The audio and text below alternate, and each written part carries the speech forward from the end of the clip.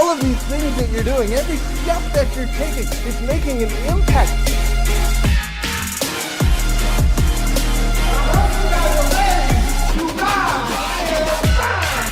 It's you that's got to walk the miles. You're the only one on this journey. This is your story. You get to write it.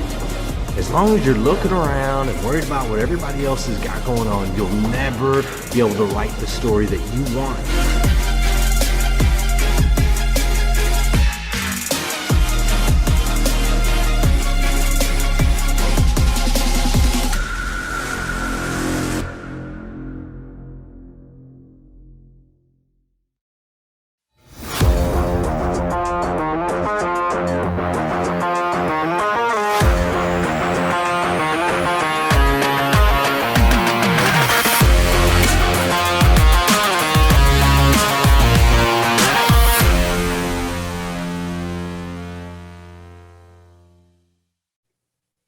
What's up? This is Alaric Ong, and today I'm here with Glenn Lundy, and he is a husband to one, a father to 8, and the host of the wildly popular Facebook live show Rise and Grind. He's been seen at places like Hustle and GrindCon, Grow Your Business for God's Sake, and many more stages across the country. Glenn has been spotlighted on ABC, NBC, and CBS, and is an expert in dealership culture development and leadership training. With 20 years experience in the automotive industry, Glenn led a dealership from 120 cars a month to an 800% increase in sales in 5 years, becoming the second largest used car franchise in the country. His unique style makes him one of the most coveted GMs in the business, and Glenn has the unique ability to help identify the areas of growth in your store and teach creative ways to invoke your dealership spirit. With a background in sales and finance, he uses his skills to create growth as well as tapping into the mental side of human development. So welcome to the show, Glenn. Well, thank you, man. Awesome. Excited to be here. That's a long bio. I thank you for reading all that. Let's start off with talking about how do you grow your business from 120 cars to 1,000 cars, and then we can go on from there. Yeah, no problem, man. It's people, processes, and product, right? That's the those are the 3 areas that we can grow and we can develop, and it always starts with your people. And so in that particular business that we were able to scale, we went into a culture that had been created over the last 50 years, and we had to go in and start shifting the mindsets of the people of what's truly possible. So we were in this tiny small town, only 9,600 people population. Nobody saw us coming, but we started developing our people, changing the way they start their day, extracting greatness out of each and every single employee in the building, creating systems and processes where they could thrive. And by doing that, we were able to ultimately scale, our products and be able to sell 800% more cars in just a period of just over 5 years. Mm-hmm. So when you say 1,000 cars a month, that means you sold 1,000 cars in a month, is it? Or how does it work? Yeah. We sold 1,000. Our record was 1,043 cars in 27 business days, closed on Sundays. Wow, that's amazing. Yeah, man. That's like that's many millions of dollars. And was it your own business, or was it you were the general manager? Or yeah, I was the general manager. It's actually owned by the Cummins brothers, two great guys, and we were out there in Paris, Kentucky, man. Tiny little place that nobody's ever heard of. So it was pretty spectacular. Cool. And like, was it 1,043 different buyers, or there was like 1 or 2 buyers who like bought maybe 10 or 100 cars? Oh, no. That's all individual customers from all over the country. People traveling in from everywhere to buy cars from us. That's awesome, man. Okay, one question I've always wanted to ask is, do you think it's necessary for entrepreneurs to take on debt or to raise capital in order to grow their business? It really just depends. I mean, it's 2021 now, and we have opportunities using social media and all these different platforms that are free, that don't cost anything, you know. So back in the day, like when I first started in the car business, you had to pay hundreds of dollars to get a short little tiny spot on a television, you know, a TV commercial. So you really had to have capital in order to start a business or get going as far as a business goes back in the day. But nowadays you have tools and technology, as long as you have a phone. So I guess that costs you some money, but as long as you have a phone and you have internet, there's ways to create brands. There's ways to collaborate with other people that already have brands. There's different things that you can do product wise. So I don't think it's required anymore to necessarily start a business, that you have to have capital or you have to take on debt. I do feel if you really want to start to scale your business, then at some point you're going to have capital so that you can generate, do some paid ads or lead captures or modify your products, things like that, to make them better and to serve people on a higher level. So I think scaling requires capital, but not necessarily just getting off the ground. Got it. But what about for a car dealership? Do you feel that like my impression of a car dealership is that a car dealership is something that requires a lot of capital? Is that true, or is it possible to, you know, build a car dealership without much capital? Well, you know, it's most car dealerships start off with just selling a few cars, right? They buy a car for $3,000 and sell it for 4, right? And then you do it again and again and again and again and again. And so initially anybody can get into it with a minimal investment. You'd have to have a few dollars. But as you start to grow, you definitely have to leverage debt through the manufacturers, floor plan, the banks, things like that. So we would, for example, to have all that inventory on the lot, you know, we had $50 million in floor plan where we could buy off credit, and then we would have to pay that back, you know, once the vehicle was sold. And so there's a lot of tools and resources out there in the auto industry specifically to really help you scale. But you can start with just you know, couple cars, turn a little bit of profit and grind it out. Cool. So you're saying that the assets of all the cars, the inventory was worth about $50 million. Is that what you're saying? Oh, that was just our used cars. Okay. That was just on the used car side. On the new car side, we had another, you know, $50 to $75 million in inventory. So at any given time, we'd have, you know, $125 million in inventory. So sitting on the ground, and that's so all it's debt. a huge business. Wow. Yeah. Okay. Once you get it rocking and rolling, it can be, there's a lot of moving pieces when it comes to running a car dealership. There's a lot of transactions that have to happen, and it's all about, you know, small margins and a lot of volume. If you can get small margins with a lot of volume, you can win in the car business. Are you okay with sharing a bit of numbers, like roughly how much of margins, you know, is it 8%, 20%, roughly? Yeah, so when you're looking on new cars in the domestic world, so like Chevy, Ford, Dodge, those guys, you're looking at roughly about an 8% markup from sticker price to dealer cost. It's roughly about 8%. In the foreign markets like Nissan, Toyota, Honda, those guys, it's more like 12 to 16% from sticker price to dealer cost as far as your margins go. Now on our used cars, it's all over, man. It just depends on what's going on in the market. So right now, used cars are at an all-time high because we have a shortage of inventory on the new car side. We have an influx of new buyers. Now that COVID hit, people don't want to ride in a car with somebody else anymore. They want their own car. And so we have an influx of buyers, plus we have a market that has trillions of dollars that's been dumped into it. So putting all of those things together, the used car market is at an all-time high. You can make some pretty good profits in the used car world right now, sometimes as much as 30 to 40%, depending on if you can buy the car at the right price and then the market's, you know, where it's at. But there's other seasons where sometimes your markup on used cars is only 4 to 6% in order to stay competitive. So it really depends on what's going on in the market. So like with such little margins, right? If let's say you're not able to sell the cars, wouldn't the business like kind of lose money? Because I mean, a car is a depreciating asset, right? And like, yeah, 100%. That's why you have to turn these things. You know, your inventory's got to turn. You have to stay aggressive. You've got to be competitive. You can't just let a vehicle sit for months and months and months or years, because it loses value over time.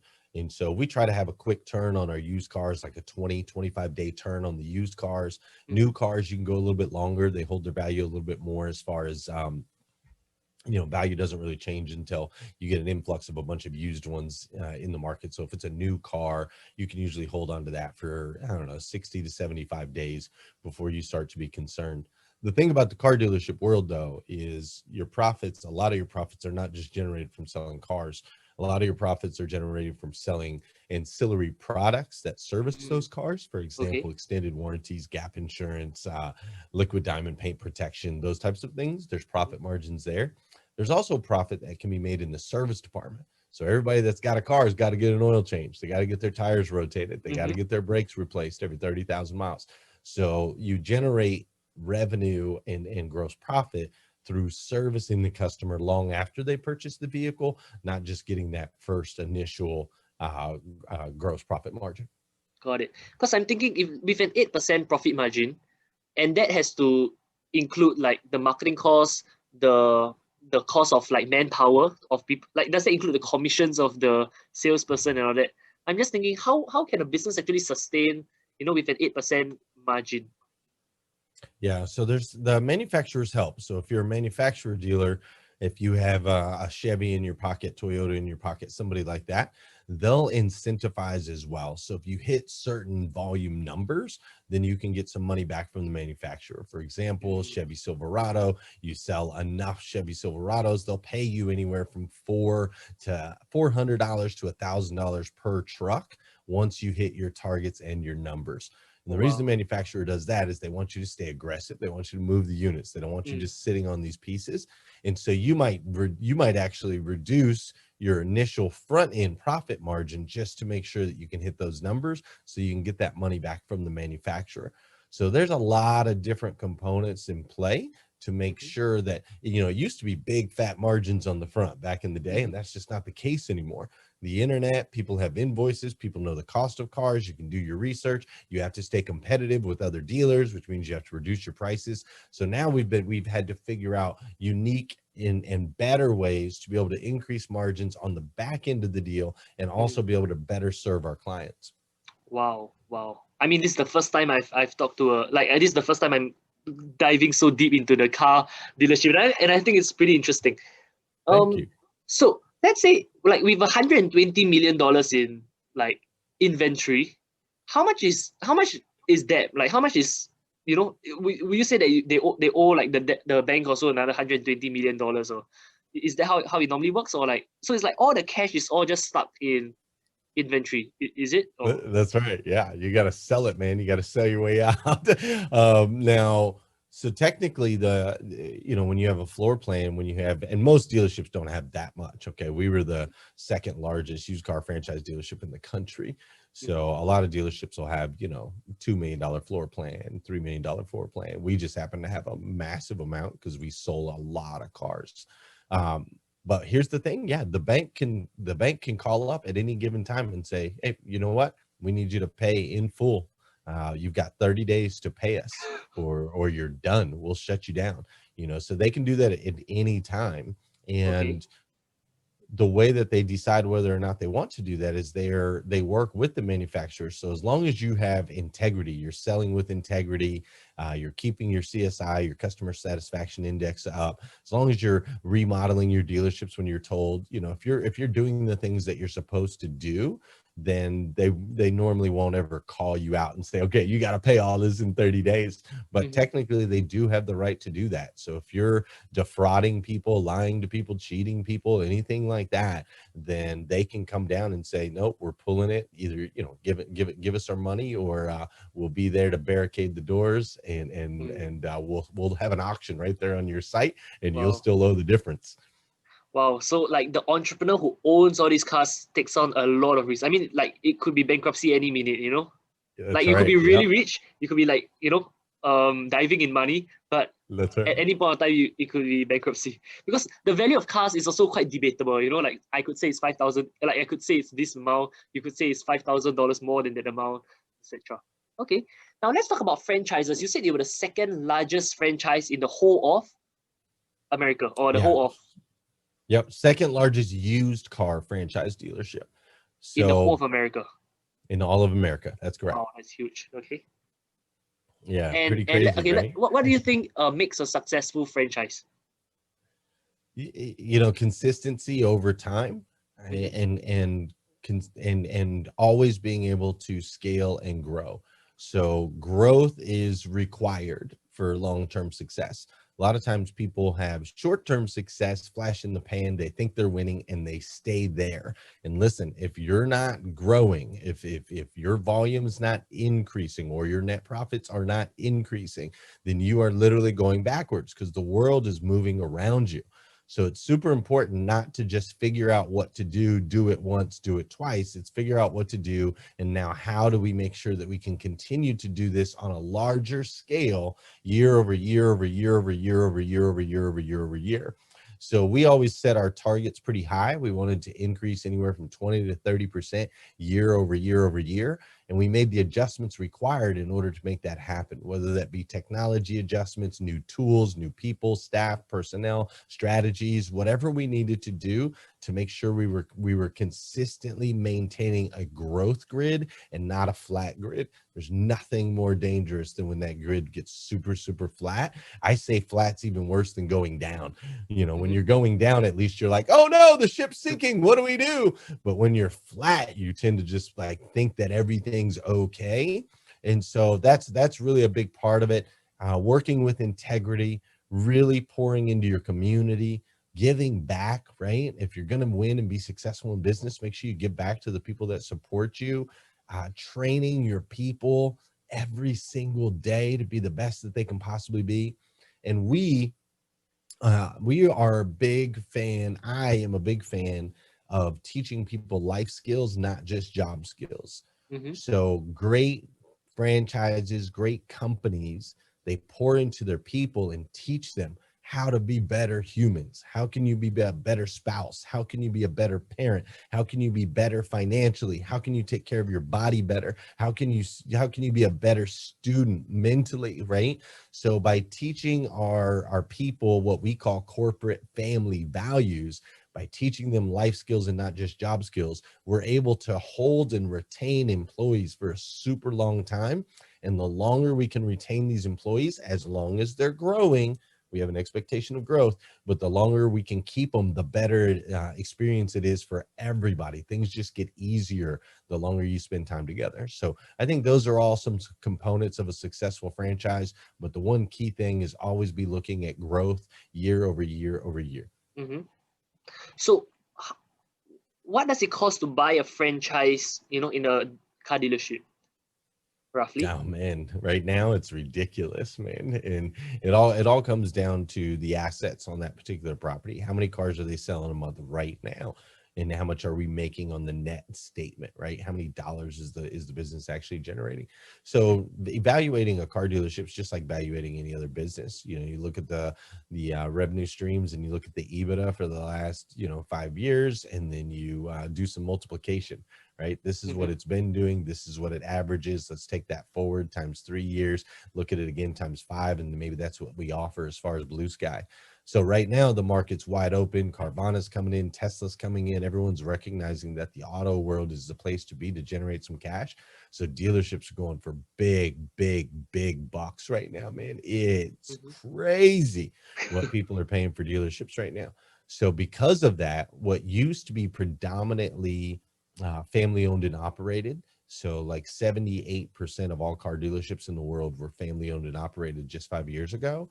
And now that's starting to really shift. About 35% of family owned and operated dealerships have now sold off to a bigger, larger corporation conglomerate, because they're coming in and going, dude, we'll write you a check for freaking $30 million for your place that you've been running here for 40 years. That's all run down, but it happens to have a book of business and it's generating $200,000 or $100,000 a month in revenue. They'll pay big, big, big bucks for it, man. Then they come in, they reshape it, they throw in some systems and processes, put in the right people, increase the revenue or the volume, increase the revenue, and they get a massive return on their money normally if they do it right. And what kind of PE ratio are we talking about in the car dealership industry? What like kind of PE what multiple? ratio? What kind of PE multiple? It's like you said, a multiple of the earnings, right? Mhm. Is it a 5 times earnings or 10 times earnings or 3 Five. times earnings? Five Five. times. Wow. hmm Okay. That's typically what they go off of, five And, times. and do they include the book value of the assets as well, the cars?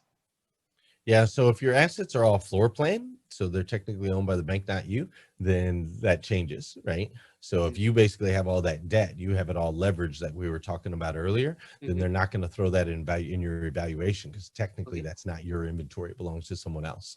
Okay. But the vehicles that you do not have under a floor plan, the ones that you actually bought, which is typically like your used cars, you normally wouldn't put used cars under floor plan, but unless you're super high volume like we were. But yeah, your assets would be managed into that evaluation as well. I see. So like when someone takes over the business, they automatically take on all the debt that they owe to the bank as well. Is it? Yeah, as in the franchise world, so they'll have to get approval first, Oh, wow. right? Because there's that floor plan. So if you wanted to come in and buy my dealership and it was a Chevy store, you would have to actually get approval from Chevy to be a Chevy dealer before I could sell you my dealership. So they would Oh, check wow. your assets. You'd have to have $1 million in the bank, so on and so forth. They'll check your credit, your track record, so on and so forth. And Okay. then they can transfer that floor plan over. So if let's say someone wants to buy a brand new franchise and set up, from scratch, roughly how much does a franchise like that cost?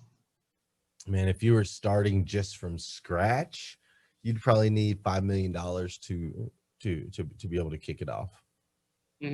At least $5 million. Okay. Just a few bucks. That's I think that's more expensive than a McDonald's franchise. Yeah, man. It's car dealerships are expensive because you have to have inventory, and the inventory is Okay. expensive, right? So it's not easy for any random Tom, Dick, and Harry to own a car dealership. No way. Now, as far as like an independent dealership, that's a little bit different. So an independent dealership is a non-franchise. It's just you selling used cars to people on the street. Now that's a little bit different. You could start with just a few cars, rent any old building, turn it into a car dealership and rock and roll. But if you want a franchise tag, Toyota, Honda, Chevy, Dodge, Ram, any of those guys, you've got to build the building has to be a certain size and shape and dimension. It has to be within certain specs. You have to be able to offer a certain amount of inventory. So yeah, it's a big investment if you want to go into the franchise world. Cool. And how do these dealerships make sure that their franchisees make money? How Or do they the don't really deal? care? They don't really care. Okay. Because I know, like, let's say McDonald's, they will make sure that all their franchisees, generate some kind of income.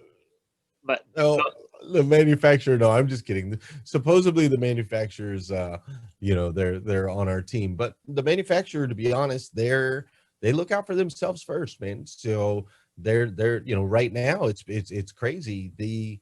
They realized during COVID. So the old formula was load dealers with as many cars as you could, and then use rebates, incentives, and pricing to sell as many of those cars as fast as humanly possible. And they had tons of dealerships that were just sitting on inventory that would sit for months and months and months and years and years and years.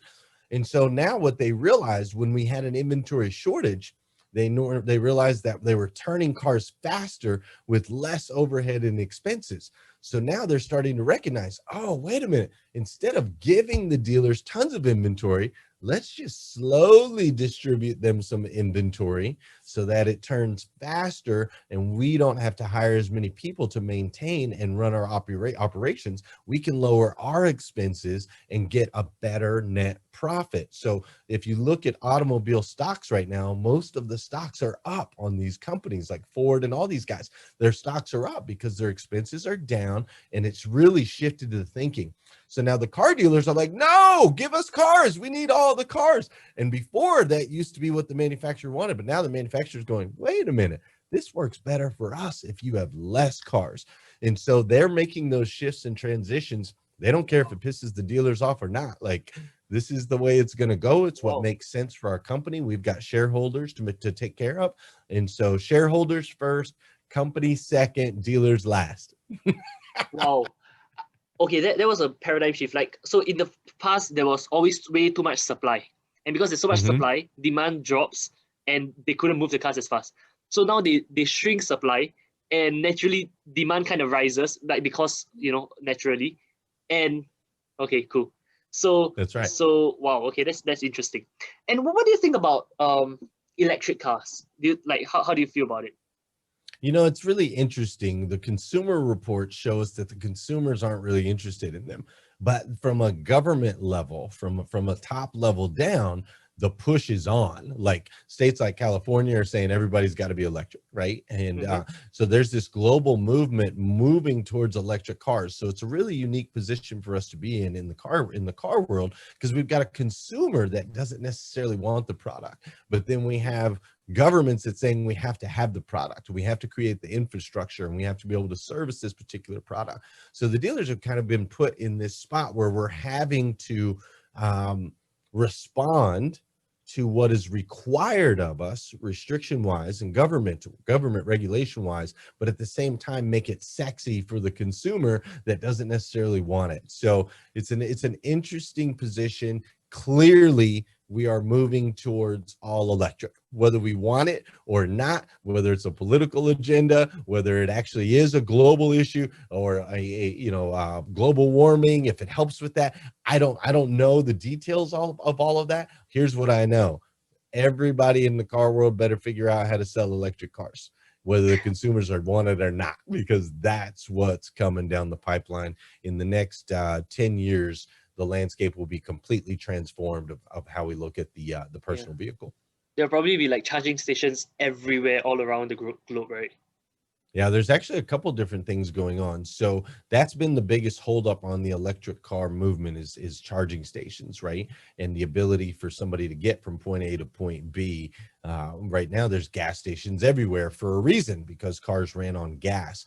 So rebuilding the entire infrastructure across the United States, rebuilding that entire infrastructure takes years and years and years and years and years of work, and it takes a lot of money. Who the heck's paying for all this stuff, right? And so there is a gap. It will be a little while before it's a reality, because we have to create completely create the infrastructure. But until then, there are companies like there's a company called Derrick Automotive. And Derrick Automotive, they invented something called the Proteus. And the Proteus is basically a generator. It's the engine is not a typical engine. It's an actual generator. And this generator can take 1 kilowatt of energy and turn it into 10,000 kilowatts of energy. And it does so while burning 100% of the fuel that it uses to activate it. And what's really cool about this Proteus is it's really lightweight. It weighs like 50 pounds, and you can stack as many of them as you want. And each one that you stack produces something like 250 horsepower. It's incredible. So by combining using gas to fuel the generator, but burning the gas, the generator is taking a little spark of energy, turning it into a massive amount of energy that is now propelling a vehicle. So the Proteus engine, you can get 4,000 miles on 5 gallons of gas. Wow. 4,000 miles. So that's kind of filling the gap until the infrastructure's here. We still have a clean vehicle that runs technically off of gas, but it's really just running the generator, and then the car itself is run off electricity. Amazing. Cool. That's awesome, man. Come tell me more about your show, Rise and Grind. Yeah, man. So I do this little silly, crazy thing. I get up super early in the morning. I go live on Facebook, and it's called #Rise and Grind. It's all about motivation, education, and inspiration. We've done 835 episodes as of this morning, every day, Monday through Friday, 5:30 a.m. Eastern time, since January 6th of 2018. And so that's just something that I created. There was 3 reasons I created that. One was there was so much negativity on social media, and I just wanted to create a safe place where people could get motivation, education, inspiration. It was also great for marketing for the dealership, because I would start every day and I would say, my name's Glenn Lundy. I'm a husband to 1 and a father to, back then it was like 5, now it's 8. And I'm a father to 5. And I am the general manager at Dan Cummins Chevrolet and Buick in Paris, Kentucky, the 2nd largest used car franchise dealership in America. It's 5:30 a.m. and I hope you're ready to rise and grind. So there was a great marketing aspect to it. We really cemented that jingle into people's mind as far as to do business with us. And then the third component of it was, I believe that we are called in today's day and age, if you're alive in 2021, to utilize the tools and the technology that we now have to be able to reach 7 billion people on this planet and be able to deliver them a message. For me, it's a message of you are not alone, you are not invisible, you have value and you have worth. For other people, you know, it's obviously different messages, but I think we've been given these tools to be able to reach into the darkest corners all around the world and find people that maybe need whatever it is we were created to be able to deliver. And so those were the three things for it. Create a safe space, do some marketing, and then also reach and touch the hearts of those that feel invisible or unseen. What gave you the drive to do it? Like, I mean, all these things, like maybe the first 10 days it was exciting, but how do you keep that drive and consistently do it, like 835? I mean, that's a lot of episodes. How do you maintain that motivation and the drive? Man, results. I am a result-driven person. And so all it took was that very first message that I got from someone who said, Glenn, I was sitting in my car at 2:30 in the morning with a gun about to shoot myself.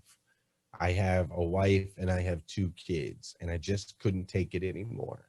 I went onto Facebook so that I could leave my goodbye message before I took my life.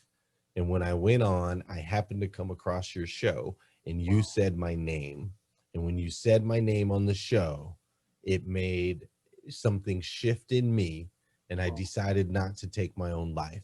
That guy now is thriving. He's married, his kids. That was 3 years ago.